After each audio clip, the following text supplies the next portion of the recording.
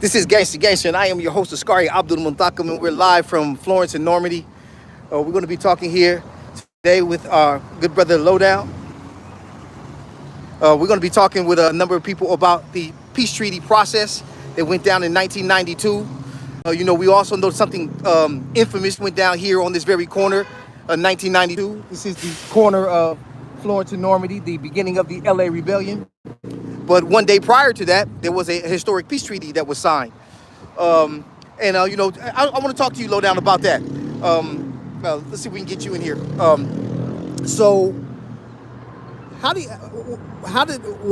you weren't there in the beginning, right? Because you said that like when this thing started, you were still on the BS, right? Yeah, most definitely. Yeah, most definitely.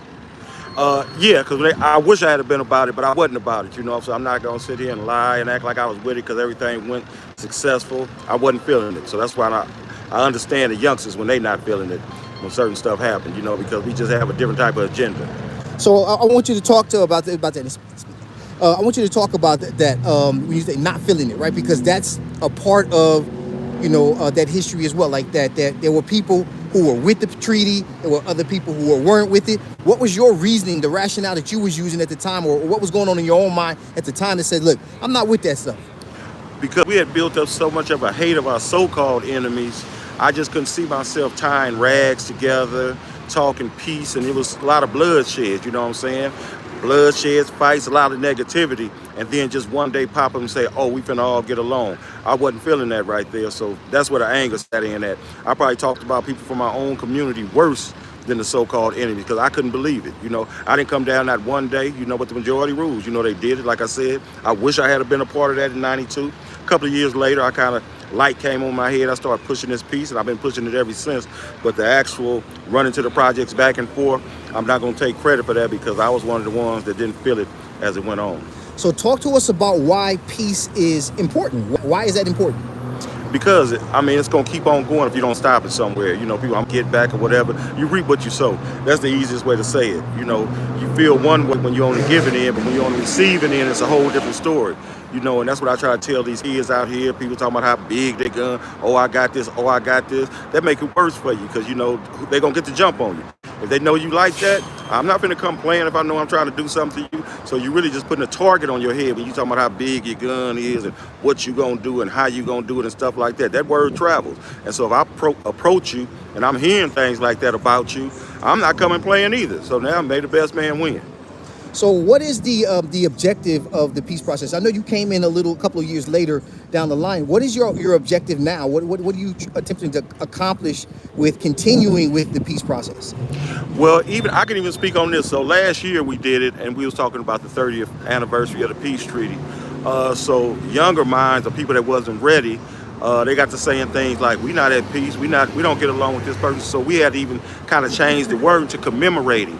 So we changed the word to commemorating because I can understand people not getting along, but you can't stop me from commemorating the brothers that did what they did. You know what I'm saying? So you have to change the language a lot of times because you're dealing with a lot of immature ways of thinking. So when you hear peace, they're going to do everything they can to try to destroy peace. So if you come commemorating, how you going to destroy commemorating? If I say I'm commemorating brother, I'm commemorating my sister for what they did 30 years ago. Right. So do you think that this generation is more or less likely to embrace a peace process than they were in 92? I think it's coming there because I do intervention. So you get around, you hear a lot of these conversations. A lot of times with me, when I knew it was time to change and I didn't change, it was peer pressure. When I knew stuff wasn't right and I felt it in my insides wasn't right, the peer pressure kept me holding on to something that I know wasn't right. Because when you know something not right and you still keep doing the same thing, that's peer pressure. You worried about what the homeboys gonna think, what they gonna say, how they gonna feel about me and stuff like that. So that's the kind of page I was on then. You got to be careful. Well, I had to be careful with it because you have to think when you transitioning out of all that negativity and going to positivity and people push your wrong buttons, you know how to gravitate back to the negativity. Right. So just to bring that balance on being humble and trying to do your thing, because at first it was kind of like in my brain was like, I wish you would. You know what I'm saying? Because I'm going to resort back to them kind of ways just to make an example out of you. And I shouldn't even been thinking like that. You know what I'm saying? Well, that's important. So let's talk about that. So we know that when we come from this lifestyle, that it does something to us, right? It changes us as human beings, and we our familiarity with violence and going there quickly and having that rage is something that's a part of growing up in this lifestyle. When you switching out of that lifestyle, you just alluded to it, that there are people who will not see you as, recognize you as an individual who is capable of that, and they kind of push those buttons sometimes. What do you have to do, or how long does it take you? Because I know it took me some time, but how long does it take you, or what's the process you go through to kind of get yourself in a place where you can be in the presence of individuals who are challenging your manhood and not show them what you were? Hanging around positive people, because sometimes when I would try to express my anger and try to say what I'm gonna do and this and that, they'll say things like, just keep doing what you're doing, low down. It just come with the territory, this and that. And I didn't talk to brothers before my time that actually backed out of this right here because of the same things. But then my mindset was, if everybody keep leaving every time the pressure get turned up because they don't get it, we're not gonna never change nothing every time we get up. And I'm worried about the kids. I'm worried about these older people dying, the mothers dying and crying after you've been to so many funerals. It was just a whole different thing. So it was kind of like it is what it is. And I just started biting my tongue. And then what kept me in self-check was like, practice what you preach. I'm preaching peace, but when it come your way, you don't know how to act. So practice what you preach played a lot in my head. Practice what you preach. Be humble in everything you do. I had to keep on telling myself that.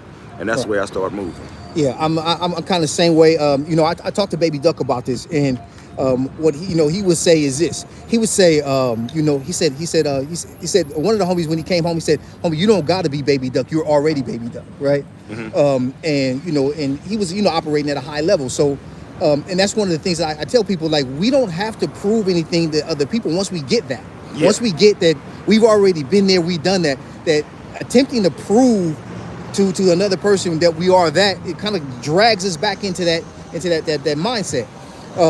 So yeah, I appreciate what you're saying, is that that you had to kind of bite your tongue, and that's sometimes what you have to do, because there's some people who don't want to hear this message, right? Yeah. They're not interested in it, and they're not interested in us being in this space, and we don't have to take too much nothing from anybody if we don't want to, because we are completely capable of doing something else. Exactly. Right. But if we're going to be here, and we are the people who are uniquely qualified to be here to do this kind of work, then we do sometimes have to just let things roll off our back. Yeah, and since you mentioned Baby Duck name, me and him go way, way back. And with doing this work, you have to be men. You have to have backbone.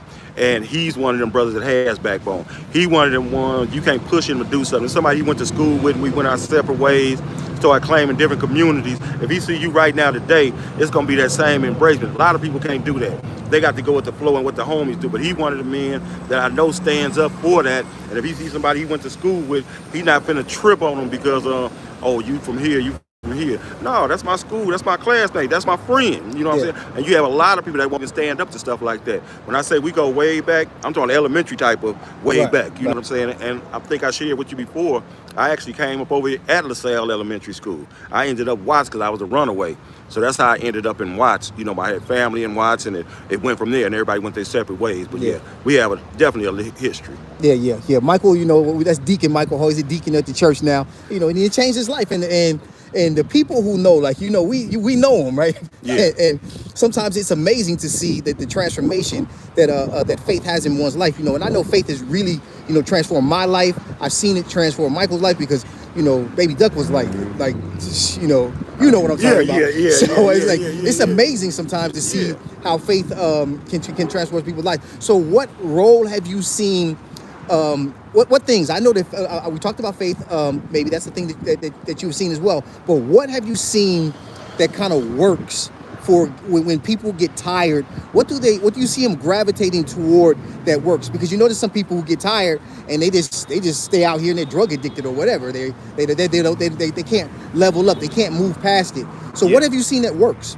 Just being real. You can't force feed nobody. Because you try to force feed somebody, it's like you shining a light and somebody like, oh, putting a light on them, they don't want the light. It's kind of like, what this fool trying to do to me? You know what I'm saying? He putting a bright light in my face and I ain't got no shades on. So you have to talk to him, because I asked one of the brothers, one of my brothers from the nation, and I had that question because I was doing a lot of reading, a lot of studying.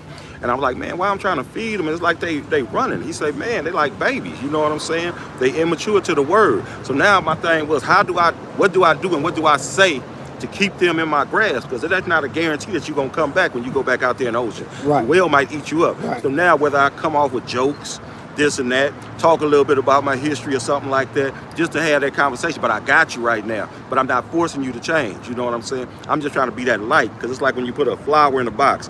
The flower gonna pull toward that hole you put in the box, towards the light. But if there ain't no lights around, you're gonna run wild. You know what I'm saying? So all I can do is be that light, and I'm here when you need me. But I'm not mad at you because of where you at. And it's one of them things they say, deal with a person where they at, not where you think they should be. Because then when they start feeling like you're being judgmental, are you better than them? I don't even want to ask you no questions. You know what I'm saying? He think he all that. He think he all that. I remember the time, so I'm not even doing that right there. Just let you know I'm here for you if you need me. And that's where a lot of people make mistakes at too. They always put it at an age group. You know what I'm saying? Oh, I just deal with the teenagers. Them old cats ain't gonna change, but some of them old cats need it too. Right. They haven't had nobody talk to them like Right. that and had these conversations. How you doing? Okay, so we're connected here. I don't know how long we've been down, but we were talking about the decision to become gang members in your youth. I don't know. Again, this is live, so the internet went down for a second. Oh, right here on Florence and Normadie. I guess no good internet over here. But we're talking about that young people are generally the people who join gangs. Not generally, like 99% of the people who join gangs are young people, because adults don't make those kinds of decisions if we knew then, what we know now, we certainly would have taken another path. I think China was talking about that in her last video, where she was saying that if she had the ability to go back and do it again, she would do something very different. And she was a very well-known and infamous, if not famous, gang member here in Los Angeles in the 80s as a result of that decision. But she told her, just like Lowdown's talking about, like I'm talking about, like Baby Duck is always talking about, that we have to make better decisions, because we can't continue in this vein and hope that we're going to see a different result. So let me ask you this. Make sure that's still live. Okay. Okay. I just died pulling up behind. Oh, good, beautiful. Got some more brothers coming up to talk to us about this peace process. So now, from my perspective, the peace process is kind of at this point about coming in and intervening in the lives of the individuals that you kind of touch, like you as opposed to large scale gang gang truces, like one gang and another gang being at peace. You're trying to bring the understanding of peace to individuals. Is that not what you're doing? Most definitely, and you have to assess them, because you can't give everybody the same thing. Get the brothers in. Assalamu alaikum. Wa alaikum assalam wa rahmatullahi wa barakatuh. Alhamdulillah. That's my boy right here. He was the one that did that walk. Oh, yeah. He was the one hitting them projects from project to project, and that's why I felt like it was important for him to be here. You know what I'm saying? I always call him my little big brother. You know what I'm saying? Because he was pushing the line before I was on the peacekeeping. You know what I'm saying? But we know each other's history. You know what I'm saying? So this is the man right here. So let me ask you, Dawood. What was your involvement in the peace treaty process? I was an organizer. You know what I'm saying? Like I say, kind of like leader in a sense. Like I say, we started off. You know what I'm saying? Working with Jim Brown, co-founder of his organization back in 1989 and 90. And the name of that organization is? America I Can. America I Can. You know what I'm saying? So we had a lot of different brothers from different neighborhoods up there, organizing and trying to find ways to create different lines of revenue outside, what we was doing in the streets and stuff like that, Right. So, and it started from, Louis Farrakhan when he came out here with the Stop the Killing tour, in 1989 and 90, because of it was a killing that took place when the sheriff deputy had murdered Oliver Beasley over there on, I think it's about on Vermont in the hundreds back in the days. And so, that created a lot of uproar and a lot of stuff. And from there we organized, a lot of brothers to come together on that. And then we met at Jim Brown house, and Farrakhan came out here with the Stop the Killing tour where he drew over 1,500 Crips and Bloods, you know what I'm saying, to the sports arena, you know what I'm saying? So I want to ask you about that. This is GT coming up live from Florence and Normadie. Yes. So no, I want to ask you about that. Why do you think the peace treaty, when Farrakhan came out, when everybody tried the peace treaty a couple of times before it stuck? Why do you think it didn't stick before 92? Because a lot of things wasn't grassrooted. In order for you to really make peace, it was a mural put up in the Nixon Gardens called, says nobody can stop this war but us. And Indeed. When it's not grassroots, it's not going to happen. You know what I'm saying? And I think that what was important is how you organize in the streets just like that. When you dealing with conflicting issues that's been going on, when you have loved ones who lost their lives and stuff like that. So the problem with a lot of our neighborhoods, a lot of people don't understand the dynamics of it. You know what I'm saying? It's dynamics to a neighborhood, even though you may look at a neighborhood, it's still dynamics. And when you organize, you got to make sure you reach and touch every person that has an influence. And so what made our success was that we was able to touch every different clique, and that was the command. You go back and touch every different clique and get a consensus. And we had a truce. Like I said, a lot of people understand a truce just meaning bringing people together. That don't mean a ceasefire. It don't mean a peace treaty. It means a truce. That's the definition from a military standpoint of view. Right. And since we was at war and we was using hostile weapons and all that stuff, we had to address ourselves in a military fashion. So you had to go talk to the chiefs and the warlords and the people, and you had to get a consensus. If the majority ruled, then that's what it is. And so, So that's some history that I myself personally hadn't heard before. So you're saying that 92 wasn't a peace treaty. That was the name, I guess, the other folks put on it. Yeah. You all were talking about more like a cessation of violence, or at least to tamp it down, a ceasefire. Yeah, it's a fall ceasefire. Back. Yeah, fall back. You know what I'm saying? Let by. The thing is that when all those different brothers from the different neighborhoods was in the masjid at Rasul, that's right there on 112th and Central. Right. The common thing that united everybody's hearts was that we wanted to do it for our kids. You know what I'm saying? It was nothing else other than, there was no money, no nothing. It was just us growing up and aging in that conflict since the 70s. You know what I'm saying? We decided to, let our kids live. Because, when you get kids, right, you're out in these streets, even the same stress, you know what I'm saying? For us, it wasn't stress, because that was the lifestyle growing up in the 80s, the crack era.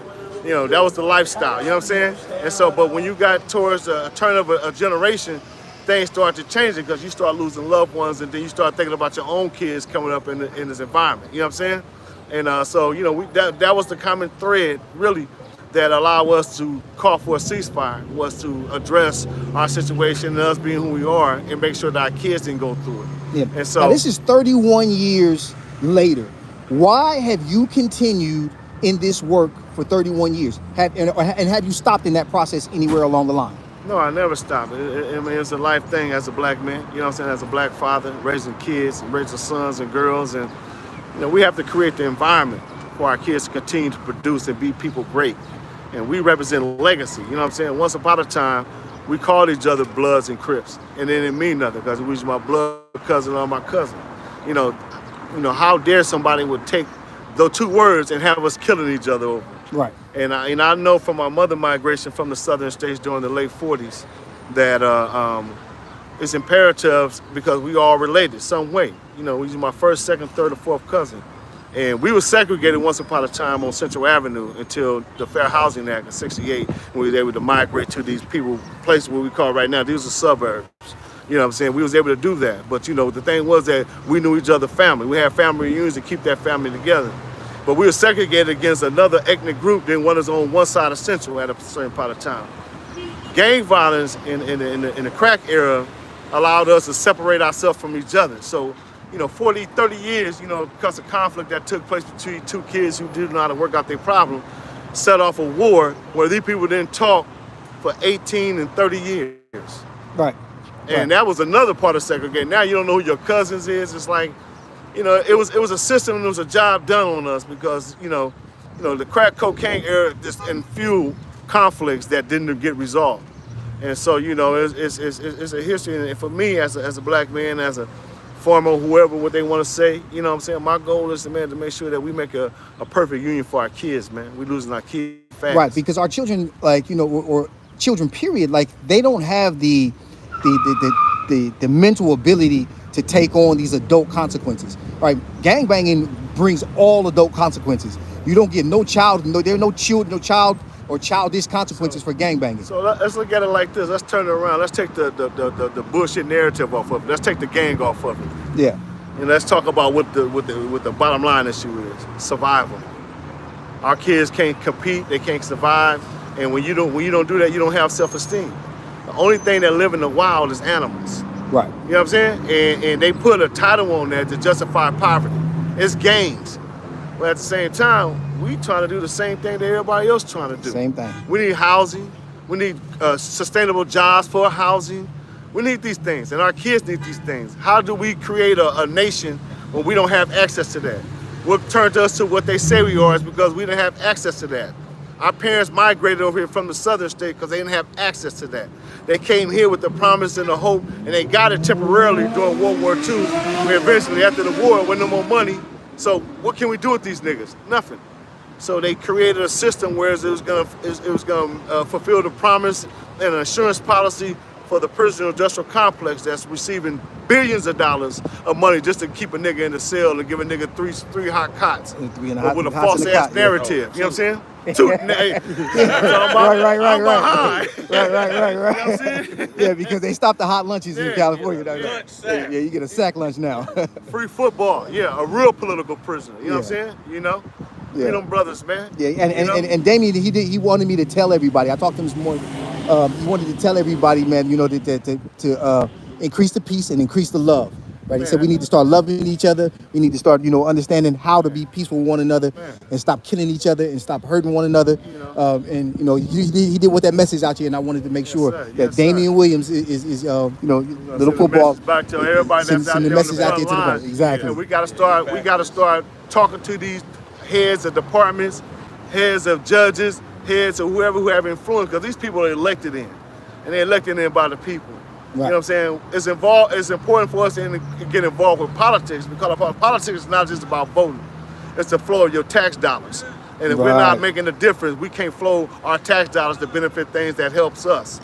So that's an education that was taught to us about politics. It's just not about voting. It's voting and also holding people accountable to ensure that football ain't doing a sentence because he was influenced by media that allowed activities to be captured and he getting punished by it. You know what I'm saying? You know, so it's like, you know, our thing is to reach out to brothers that's political prisoners, man. You know, free that brother and get that brother some dignity, man. You know what I'm saying? Yeah. And, you know, I'm sure Reginald Denny forgave him. So the system itself needs to have a little forgiveness in its heart because we're the people. You know what I'm saying? Yeah, no, I said that I want to do an episode, another one, because we did two with Damian. And they were powerful. And I want to do another one about his current incarceration and how it is political. You know, how other people are out on this 1437. They won't allow him out, right? They won't allow even though they know he didn't kill anybody. They know he's not the actual shooter. They won't allow him out because of what happened here in '92 on this street corner. You know. Yeah, and we got one of the LA4 right here coming up. We definitely want to talk with him. Yeah. All right. Well, come on. All right. How you doing? All right. Told you I've been trying to get it. All right. How you doing? Good. Come on in. Let's have a chat, man. Y'all think y'all gonna have something and not No.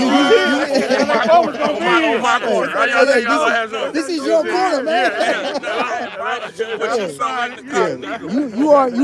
You are a survivor of this here business, man. Okay, all right. I'll get him back to you. Okay. All right. So one of the things Little Football was always saying to me was that he wanted other people to be able to talk and be out here and I watch your podcast. I just got up on your podcast, right? Yeah. And I saw 1 and 2. You know, I saw China. So you heard him talking about Yeah. So I'm like, oh yeah, okay. And then I saw something coming up. You got something coming up. Yeah. We got something coming up. Okay. I can't say what it is, but it's so woo. My nigga fucking with you, I'm fucking with you. You know what I'm this saying? we kick this one off, man. It's gonna be something. Yeah. It's all good. So and I saw you like about a week ago or something. Y'all was somewhere. Y'all was doing something, car show. In Long Beach. Yeah, he was like, you was telling them, man, we're gonna be. I'm like, they gonna be where? And then my homie Rondell sent me the flyer. I said, oh yeah, I gotta come there, show my face. Plus I got a phone. I got a phone too, so. Okay, we be there tomorrow. Okay. So I'll do 30 grand. I come fuck with y'all. I usually come out. You know what I'm saying? okay, so you got effing in 1992 on your hoodie. Tell the people what that's about and who you are. Oh, I represent mine. This is Florence and Normadie. I represent mine. This is the day the niggas took over. They took over the city. We shut the city down. You know what I'm saying? Because of the bullshit, man. We tired of it. You know what I'm saying? And we want to make this a landmark. You know what I'm saying? We want to make this official. You know what I'm saying? Everybody else, can show where they done broke bread and whatnot. Blacks, we don't have nothing.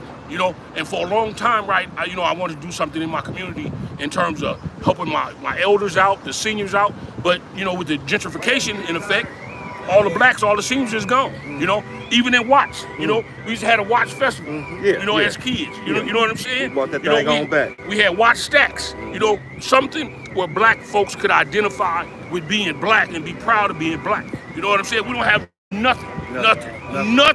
You know what I'm saying? And if we don't include others in whatever we got, our festivities, then we anti this, anti that. No, anti-fuck that. Y'all don't include us in the shit you do. You know what I'm saying? I was just watching something down in San Diego. I ain't gonna speak on it. You know what I'm saying? But San Diego, they had something under the freeway. And I know you know what I'm talking about, right? And it was a little bitty niche of land that they, in turn, grew into something larger. You feel what I'm saying? And they got a plot of land down there in San Diego where they get together, them people get together and embrace their community. You know what I'm saying? We can't embrace our community. Why is that? You know what I'm saying? And see, the thing of it is a lot of us who have transitioned, who are getting older now, you know what I'm saying? And we statesmen in our neighborhoods, we need to take back ours in a real way. You know what I'm saying? And we need to all come together, just like you see us standing here fellowship. That's how we need to fellowship on a regular. Look at that deal. You know what I'm saying? Yeah, on a regular, exactly. You know what I'm saying? I wouldn't give a fuck rips, damus, I wouldn't give a shit who it is. If you black, come fuck with me, because that's what I see first. You understand what I'm saying? I don't see no color, I see black first. So what did you do in 92 to take this corner back? I kicked ass and took names. That's what the fuck I did. You know what I'm saying? Shit, I let them know. You know what I'm saying? In South Central, we don't take ass whoopings, we give them out. You know what I'm saying? Fuck that. We tired of them ass whoopings, man.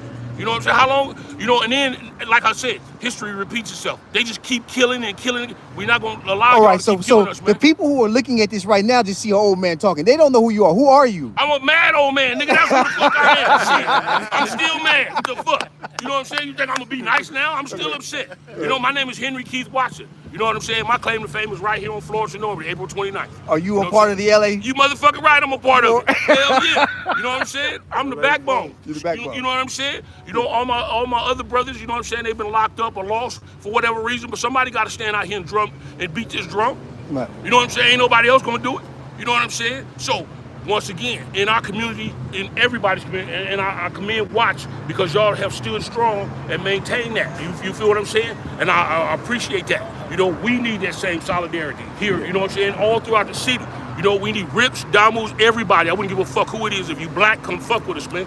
Let's make this stand for real. Y'all got Watch with y'all. Yeah, let's make this stand, and then we appreciate that. Let's make this stand together, man. You know what I'm saying? Fuck all that. We done them times, we done them stoops, all that shit, we done killed, we done been killed. Fuck that. It's time to live life, man. Life is short. Life is short. You understand what I'm saying? So, motherfuckers should be thinking about that shit, enjoying life, not fucking this shit off. Indeed. You know what I'm saying? That's all if you don't appreciate that, I wouldn't give a fuck. Real thing. Real talk. Small minds have small thoughts. Exactly. You know what I'm saying? So yeah, we on some grown man shit, which I know you guys are too, and you can appreciate and accept that. You know what I'm saying? If you ain't on that, then I can't fuck with you, homie. You know what I'm saying? So that's right. So GT, let me ask you something. I know that you're out. You have the car clubs now. What role does the cars play? And I heard you on another YouTube channel talk about that. What role does cars play in kind of giving you that your piece and the piece that you kind of spread? See, what cars do for, I'm gonna say for me, but I believe it for a lot of people is it gives me that peace because living here, you see some horrendous stuff, some stuff that I don't care if you live to be 300 years old, you really shouldn't see, right? So when I get out there with the cars, like you can't call me. That's the place where I can disconnect. Your Zen moment. Yeah. You know what I'm saying? I can rub on my car, fellowship with, whatever I'm doing. That's what the cars do. So for when me. you're out there with cars, you got Crips, you got Damu, Got everything. You got everything under the sun out there. You got Southern Mexicans, you got everybody out there out with the cars, and ain't nobody tripping, right? Right. So this is what happens. We kind of talk ahead of time, right? So if it's like, just for instance, if it's an issue this week, we meet, we talk about it, and we move on. Right. Right. We bring it to a table and try to resolve it. If it ain't cool, because sometimes it don't be cool, we don't go out, but the word go out across, and that's how we keep that going. And that's what I was talking about. Those are like those adult decision making. Right. Like if you know something is not cool, you say, okay, look, we're not going to be impulsive and go out there anyway. We say this ain't our. But we have our kids and our grandkids out there with us. So our kids and our grandchildren, or even if my neighbor might give me his kids because they like the cars, I'm responsible for their kids. So I wanna get my kids home, my grandkids home. I want to get his home back to him how I got it. You know what I'm saying? That'd be bad for me to go home and say, oh man, so-and-so left with the homie and he got my son all shot. He got my grandson all shot up. Right. So that's why we do the work that we do ahead of time. And like I say, if it ain't cool, we just fall back. You know what I'm saying? And try to let time, make people cool down a little bit. Because it's been at times like that, and then that's what we have to practice. Okay, Kiki, the backbone of the LA Rebellion, give us some parting words. Well, I mean, I just like to see us get together in fellowship on some positive shit, on something positive, in terms of the community. Being so instrumental in tearing the community up in '92, I just think it's imperative. Important that I help to rebuild the community. When they captured you, how much time did they give you? I think I did like 4.5 years. You know what I'm saying? Like, they overcharged us. You know what I'm saying? They was in a rush to judge. So it was a lot of mistakes made. You know what I'm saying? So I mean, overall, I did 15 months fighting the case. You know what I'm saying? And then I came home and, we've been monitored. They've been on us. Man, I just got off of fucking probation for some bullshit, man. Right. You know what I'm saying? Because they fuck with a motherfucker. Like we ain't supposed to do nothing. It's conscious pressure. You know what I'm saying? To walk a fine line. You know what I mean? So you ain't got no choice. I ain't got no choice but to do the right thing. You know what I'm saying? Yeah. That's what I'm saying. I mean, little football right now is being held a political prisoner. Yeah, I mean, because look, he signed his papers in 2019 to come home. It's 23 and he ain't came home yet. And then when they sent him down at the court, the judge was holding 92 over his head. Yeah, exactly. Instead of just judging him on the merits of the case, they holding 1992 over his head. I mean, of course, it was assault, right? I mean, the man didn't die, but still, you know what I'm saying? He done served his time. I did my time, and I'm not gonna be, apologizing and on my fucking knees for the rest of my life, man. Fuck that. I'm a grown ass man. I'm gonna conduct myself as such, man. You know what I'm saying? I don't give a shit who likes it or not. You know what I'm saying? I still get death threats and hate mail and all that shit. I wouldn't give a fuck. You know what I'm saying? See me on the block, nigga. See me on the block. I'm right here on the block. I ain't going nowhere. I ain't been nowhere. Hey, all you people with them death threats, though, just stay off of Florence and Normadie. You'll be all right. You bitch ass motherfucker. You know what I'm saying? Like they call them. Got rocks around they call them internet soldiers, or cell soldier, internet soldier. Press C, and when you press C, motherfucker. You know what I'm saying? When you send it out into the internet, in the cyberspace, you know what I'm saying? Come to the block. You know what I'm saying? With all that bullshit. All right. So this has been Gangsta-Gangsta. We had a ball out here talking to people, but in the end, this is what we're talking about: peace, right? We're talking about trying to figure out how to individually bring peace in the lives of other people. Get ourselves together. We can't bring a cessation to gang violence. That's not something that's possible with getting one gang and another gang stop fighting, all that kind of stuff. But we can inculcate in the hearts of people that peace is better than war. So this has been Gangsta-Gangsta. This has been our live, and we'll see you the next time. Thank you much for showing up. Remember to subscribe, to comment, and to hit that like button. I'm out. Okay. Yeah. I'm tired of just watching shit like